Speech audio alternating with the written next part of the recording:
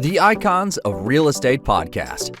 Are you ready to learn the proven money-making secrets from top-producing Icon agents? Ready to skyrocket your business? This podcast is for you. Tune in every week with your host, Tomas Fonseca, and find out how to implement proven strategies to 10 times your business, from $3 million to $30 million in just 12 months. Brought to you by the Masters in Real Estate Marketing, Arter SEO.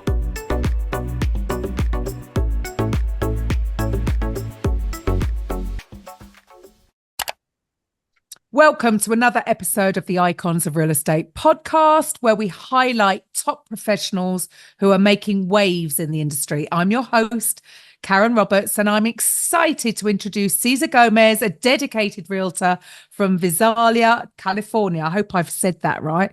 With a strong focus... Visalia. With a strong focus on exceptional customer service and local market expertise, Cesar makes the buying and selling process seamless for his clients. So whether you're a first-time home buyer or looking to sell, Cesar is here to guide you every step of the way. So let's hear his insights into the real estate industry. Welcome to the show, Cesar. Thank you. Pleasure to be here. And so would you like to share with the listeners a little bit about what the inspiration was behind you going into real estate in the first place? So for me, it was a big deal when I first got into the industry was how can I make myself known to the people that this is what I do for a living? And it was trying to help everybody out because I didn't have the greatest experience with my past realtors. They were always pleasant, nice. But when I ran into issues after home ownership, it was, where are they? Who do I call? I didn't have any guidance as to that aspect. So I didn't want my clients to suffer the way that I suffered. So I wanted to make sure that they knew that closing isn't the end of it. That's just the first step.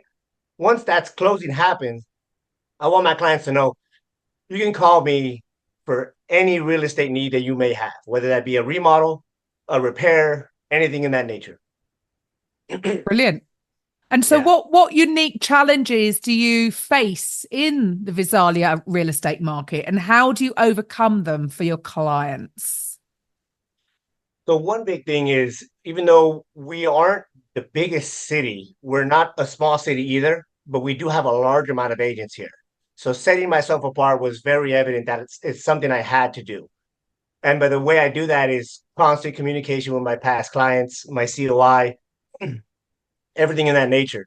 So I make sure I make 3 to 4 contacts with everybody in my COI and my past clients all year, every year, regardless of what's going on in the industry, good or bad. I let them know what's going on.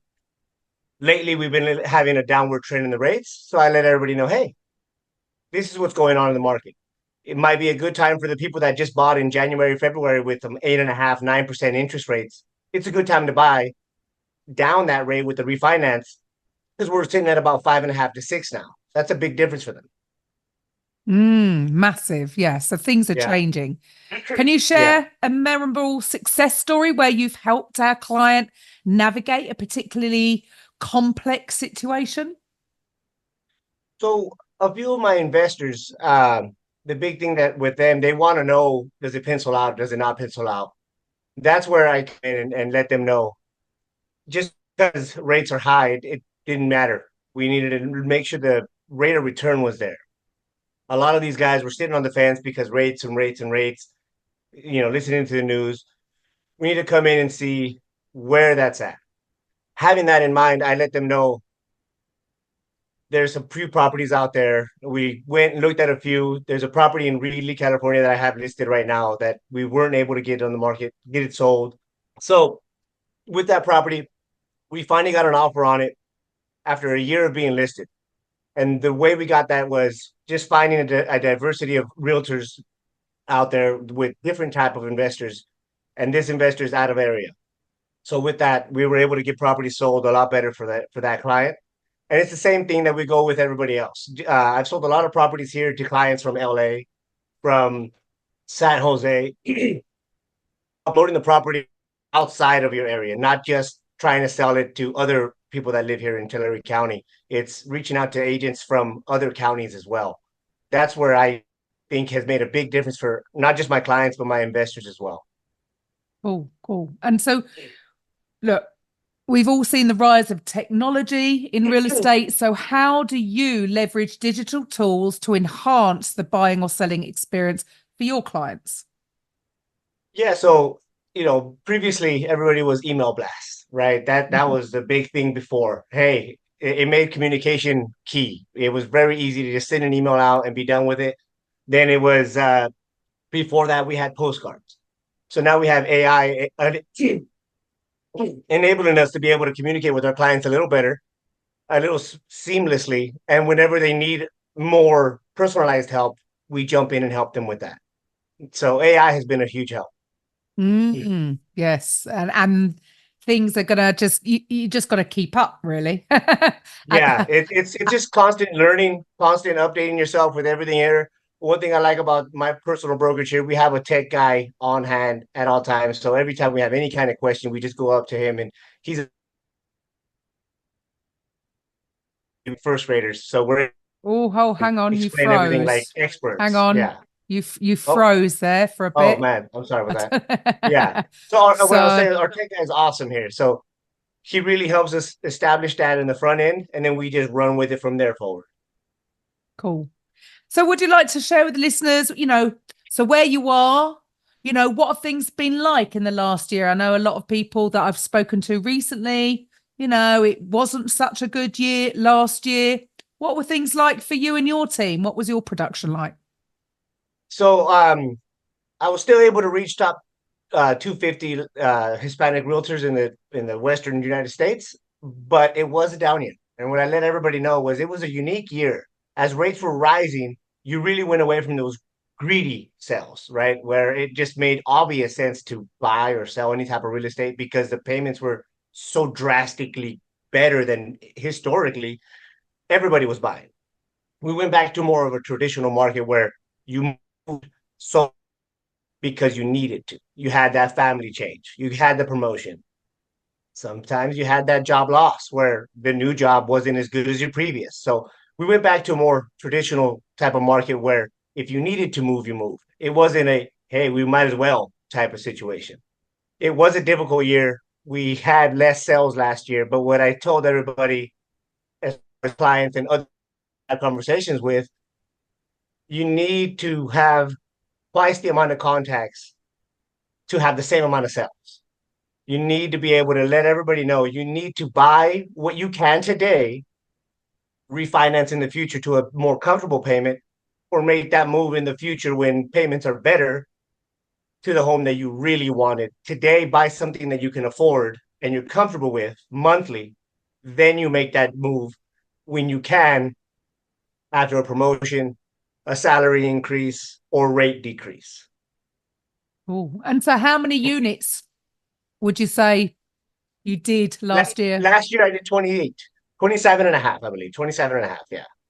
And so what's next? What's next for Cesar? What are your goals for next year? For 2025, I've already drawn out my business plan and it's 50 for next year. 50 The closed goal signed. is 50. And you have a Yeah. specific plan to reach Yeah. those goals? Yeah, definitely. We already drew that out and it's a minimum of 27 and a half contacts a day. That half was kind of the way the math just made out. So I'm assuming for 27 and 8 contacts, and that's just new contacts. I have to make 27 and a half new contacts a day. That's for just listed, just sold, and then my COI and then past clients. Those are all counted towards that 27 and a half contacts a day.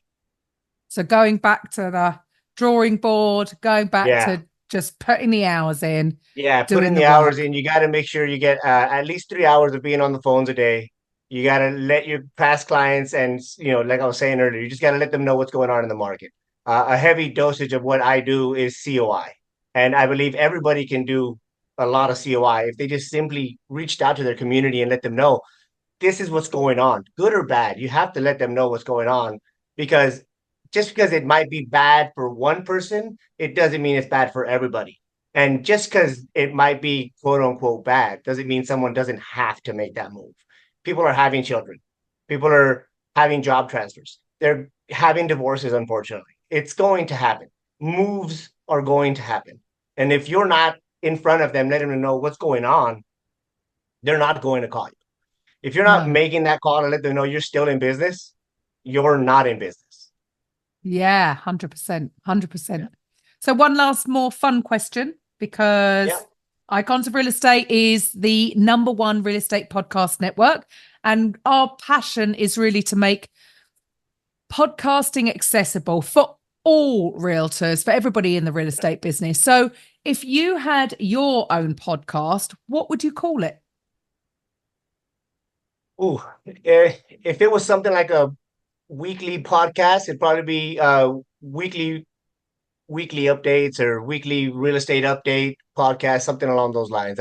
I know a lot of people put their names in their podcast, but I'd want to make it all about real estate. So it'd be Right. something along the lines of weekly real estate update or real estate in Tulare County or Central Valley or something like that in California, right? We'd want to make sure it's something along the lines that people know, oh, I can come here for all my real estate news, whether it's good, what's going on. Is it good moving? Is it moving upwards, trending downwards? What's going on in the market? Because that's what I know works. So I would like to bring that to everybody. Here are all the updates, good and bad, so you know when it's a good decision to make that move or not. Brilliant. Awesome. So Cesar, thank you so much for your time Thank you. today. The listeners, what should the listeners do next if they are looking to either buy or sell in your area? Where can they reach you?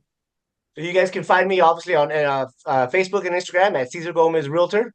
You can go to my website, CesarGomezRealtor.com. You can start searching there, put your information there. I'm always available to reach you guys back from that. And of course, my cell phone, 559-804-9928. I'm always available. Send me a text. If I'm not able to answer the phone, that's the best way to get a hold of me after that.